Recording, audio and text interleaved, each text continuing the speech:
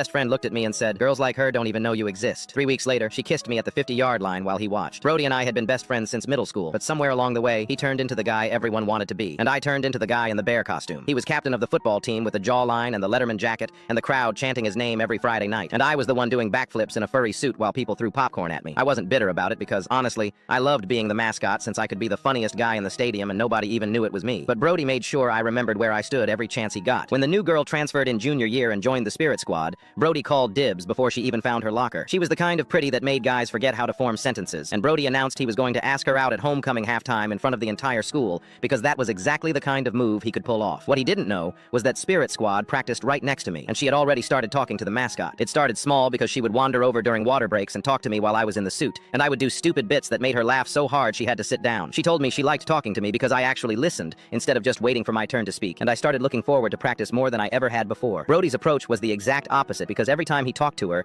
it was about himself or his stats or how many scouts were coming to games, and I watched her eyes glaze over. She started finding excuses to leave those conversations early, and she started finding excuses to stay longer with me. Then one afternoon, she sat down next to me on the bleachers and said, "Your friend Brody told me I should feel lucky he's even interested in me," and I felt something shift in my chest because that was such a gross thing to say. She asked me why I was friends with him, and I just shrugged because I didn't have a good answer anymore. The following week, she came to practice upset and told me Brody had been telling people she was obsessed with him and basically his girlfriend already. I wanted to rip the mascot head off right there and tell her everything, but I kept my mouth shut. I knew she would hate me if she found out I was Brody's invisible best friend.